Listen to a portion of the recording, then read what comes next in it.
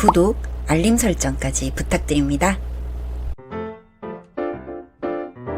오늘도 우리 사는 이야기 찾아주셔서 감사합니다. 사연자분이 보내주신 이야기 시작해볼게요. 저희 와이프와 저는 벌써 결혼 5년차에 접어들고 있습니다. 처갓집은 혼자 계시는 장모님과 그리고 처형이 한 명 있고 저희 와이프는 막내예요. 처형은 독신주의라 결혼할 생각이 없었고 그렇기 때문인지 저희 부부에 대한 장모님의 기대가 컸습니다. 신혼이었던 1년을 지날 무렵 저는 부서 이동이 있어서 해외 출장이 잦은 부서로 발령을 받게 되었습니다. 아무래도 신혼인데 해외 출장을 담당하는 부서라 마음에 걸리긴 했지만 한동안 출장이 없어서 안심하게 되었습니다. 그러다 1년짜리 출장 일정이 생기게 되었고요. 저는 아쉬운 마음을 안고 해외에 나가 있었습니다. 일도 힘들고 시차 적응도 힘들었지만 그 중에 가장 힘들었던 부분은 가족들을 만날 수 없다는 점과 혼자서 빈집을 지키고 있을 와이프 걱정이었어요. 매일 영상통화를 하며 시간을 보내긴 했지만 곁에 있는 것도 아니고 시차가 있다 보니 연락할 수 있는 시간이 한정적이었거든요. 출장을 가고 2달 정도가 지났을 무렵 와이프로부터 한 통의 전화를 받게 되었습니다. 여보, 나 임신했어. 뭐? 그런 말 없었잖아. 안정기 들어오면 말하려고 기다리고 있었지. 벌써 12주째야. 병원은? 다녀온 거야? 엄마랑 같이 병원 다니고 있으니까 걱정 마. 여보가 출장 가도 아가가 있으니까 하나도 안 외로우니까 걱정 말고. 와이프는 걱정 말라 말을 했지만 당장 응급 상황이 생길 때 달려갈 수도, 먹고 싶은 음식을 사다 줄 수도, 그리고 짜증을 받아주지도 못하는 지금의 상황이 한스러웠습니다.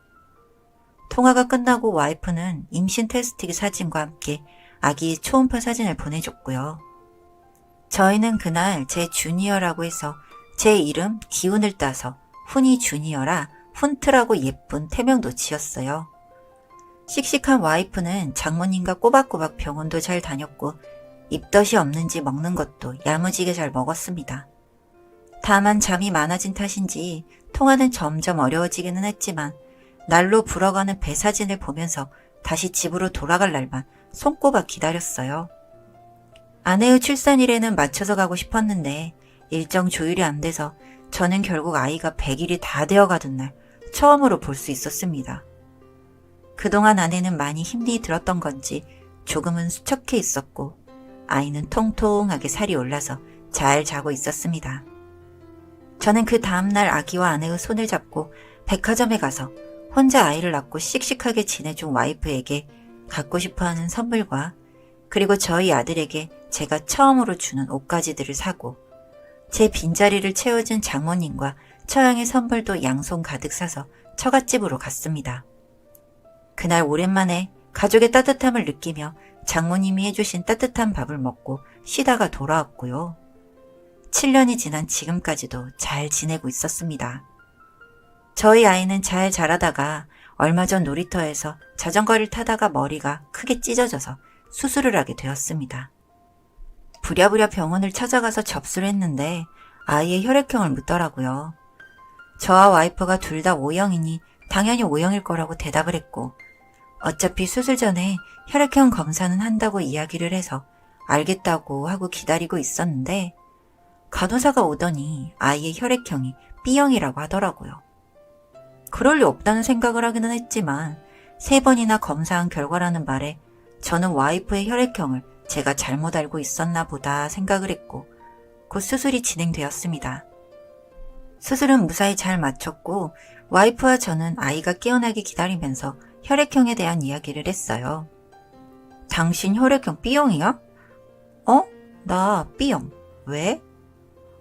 당신이 O형인 줄 알고 당연히 해도 O형이라고 했는데 갑자기 B형이라길래 얼마나 놀랬게.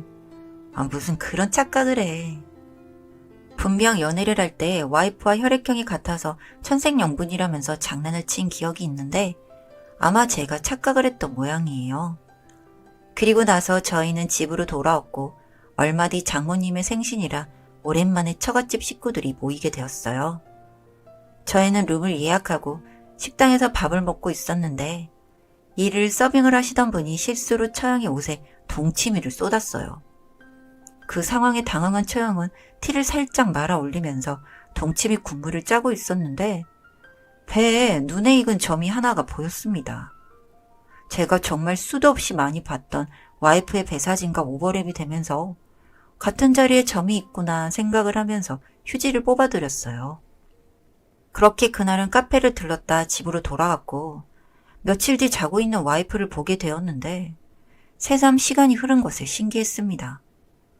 한참을 자던 와이프는 자세를 돌려누웠고 헐렁하던 티가 살짝 말려서 올라갔어요. 티셔츠를 내려주려 손을 뻗었는데 점이 없었습니다. 분명 제가 몇 번이고 보고 휴대폰 화면으로 뽀뽀를 하던 그 배가 아닌 것 같았어요.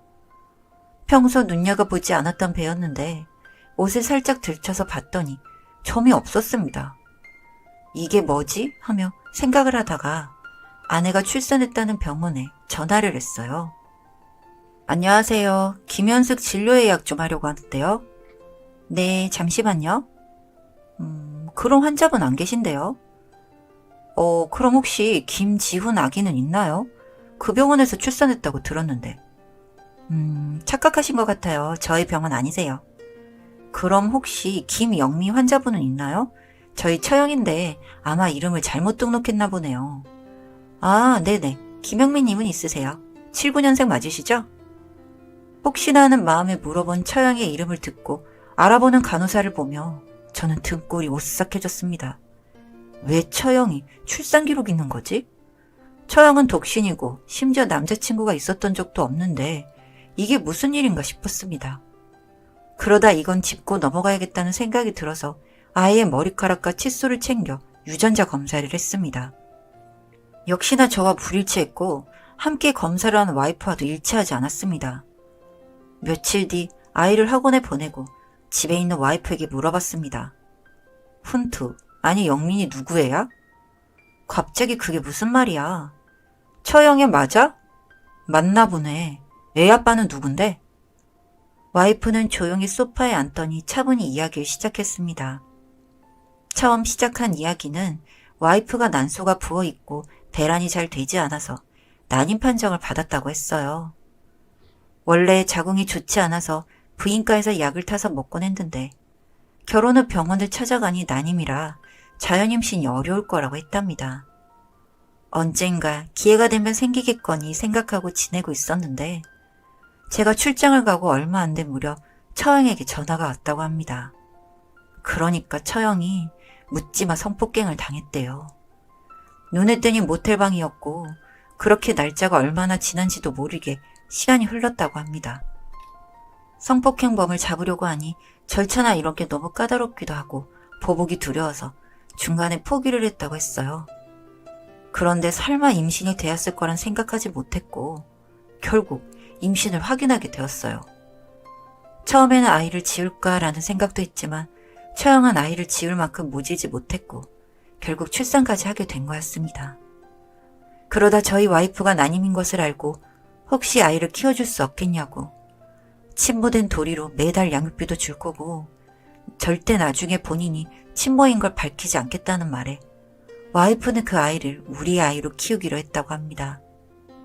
저에게 말을 하면 제가 받아들이지 못하고 그 아이가 2번, 3번 버려지게 될까봐 처가댁 식구만의 비밀로 갖고 가기로 했대요. 제가 없었을 때 아이를 낳고 시간이 좀 흘러버렸으니 임신과 출산에 대한 부분에서는 숨길 수 있었겠지만 아이의 혈액형만은 숨길 수 없었던 거죠. 처형은 그 이후 정신과 치료를 계속 받고 있는 중이라고 하고 장모님도 처형에게 있었던 안 좋은 일로 한번 쓰러지셔서 크게 다치실 뻔했다고 들었습니다. 저희 처가댁에는 장인어른이 일찍 돌아가시는 바람에 여자들밖에 없습니다. 사실 처음 이 모든 사실을 알고 나서 내가 우리 아들을 계속 내 아들로 생각할 수 있을지 고민을 많이 했었는데 학원이 끝나고 집으로 돌아와 제 품에 안기는 아이를 보니 저는 이미 한 아이의 아버지였습니다. 다만 제가 한국에 없었을 시간 동안 저희 처가댁에는 너무나 안 좋은 일들이 많았고 성폭행범을 찾는 과정에서 경찰과 수사기관의 일처리 방식 등이 여자들이 아니라 제가 함께였다며 조금은 달라지지 않았을까 하는 생각이 들면서 마음이 안 좋았어요.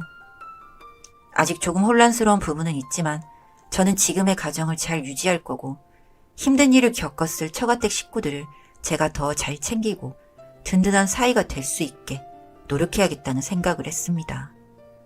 피가 아닌 마음으로 이어진 조금은 특별한 아들이 생겨서 그래도 마음의 위안이 되는 밤이네요.